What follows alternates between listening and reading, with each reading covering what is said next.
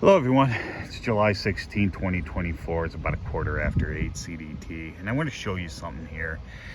And I'm not talking my tire tracks, although what my tire tracks are going through is what I want to show you. And pardon the wind, it comes in these little gusts and then it dies down.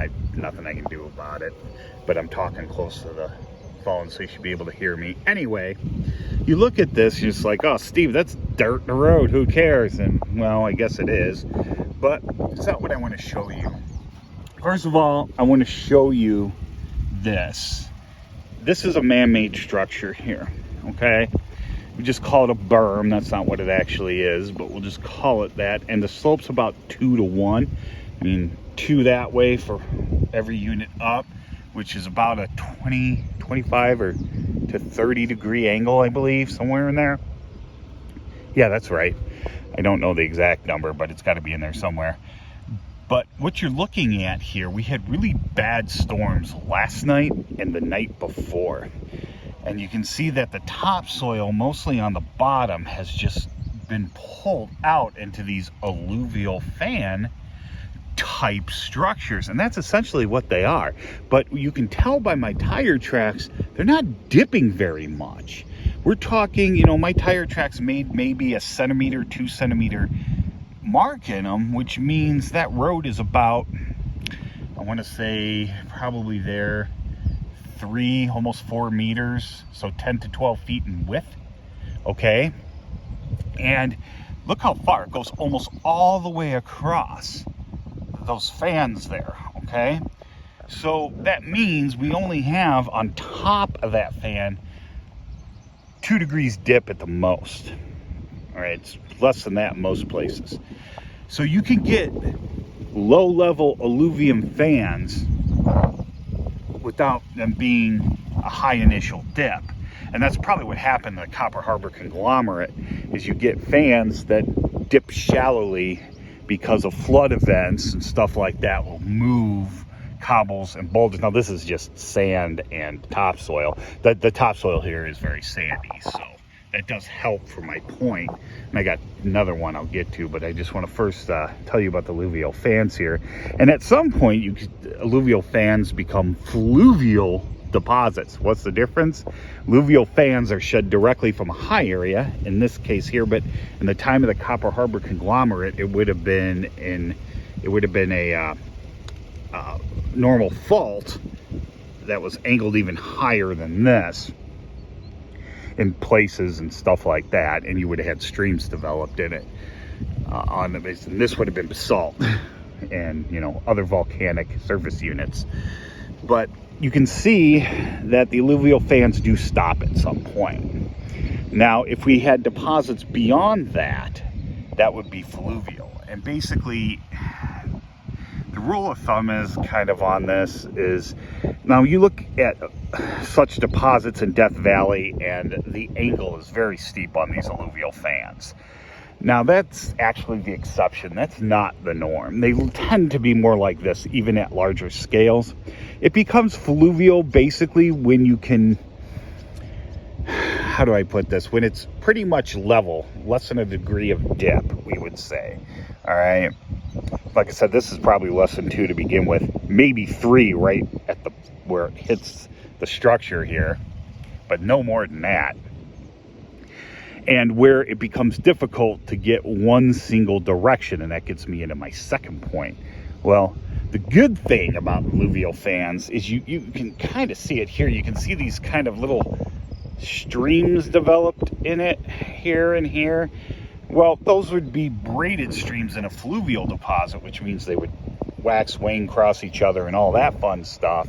You wouldn't get a well-developed river system. You wouldn't get something channelized like that or that down there, which have been altered by humans to be straight. But that aside, call them ditches out here. But anyway, they tell you the channels and the fans, the up dip of a fan.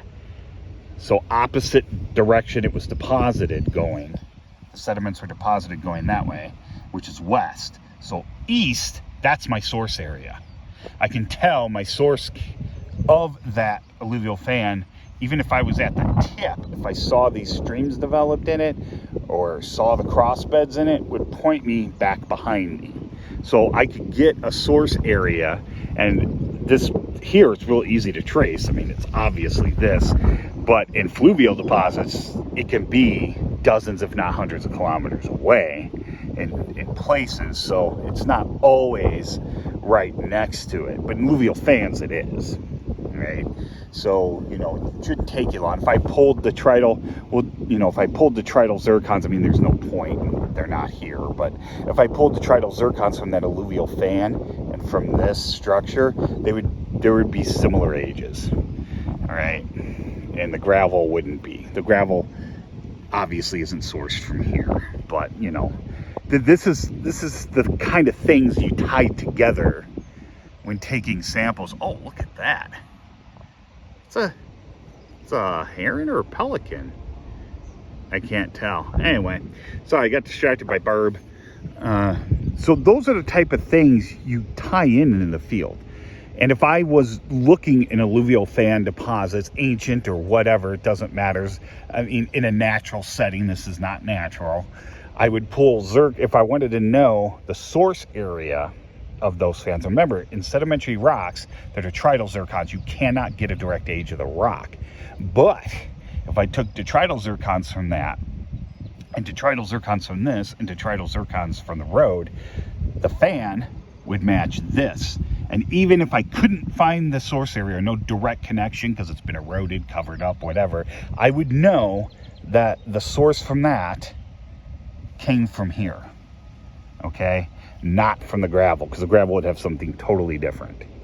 Okay, so these, and I can tell in the field relationships, that is, you know, my alluvial fan has similar deposits as stuff make up. That's the great thing about alluvial fans. They tend to be lithic or arcosic, so they don't have all the feldspars washed out of them. So all I have to do is look at this mineralogically and look at this, and they should have the same mineral assemblages. It's just that's sedimentary, and in the case of Copper Harbor conglomerate, you know, that would be sedimentary conglomerate, and this would be igneous rock, but the conglomerate would have igneous rock fragments in it. So there's a lot of different things you can use and deduce in the field to know where things came from. Now you can do the cross, like, you know how I said the streams point this way east, and that's your source area. You can do that with cross beds in fluvial environments too, but the problem with braided streams is braided streams in a fluvial environment, when you see in the alluvial fan, they tend to be more straight. They tend to follow the projections of the fan, okay? Now, in a fluvial environment, the streams like this, and one covering it like this, and generally, the crossbeds will point back. But when you do crossbed measurements to find source area in a fluvial environment, you don't just take a few. You can kind of get away with that in an alluvial fan, because like I said, it points this way. But in a fluvial environment, directions change so dramatically that you have to take a system of crossbeds to get to derive an actual source area. And sometimes you can't find a source area. It's eroded, it's completely covered, you just know it came from behind me. Okay, to say this is all eroded and buried with younger sediments, but these are still there. I wouldn't know where the source area is, okay? So, but I would know it was to the east, okay? So there's a lot of things you can deduce here, okay? You don't just, see, this is the stuff this is why you do field camp in geology. This is why you take all those courses, because it's hard to just learn this stuff on your own. That's what I'm here for. I'm here to try to fill that gap for those of you that really like geology, but either didn't finish or didn't go to school, or just interested in the history for it. You know, whatever. That's why I'm here to help you. But anyway, and we're coming up on 9.5 minutes. So if you have any questions or comments, please leave them below, and I hope you learned something.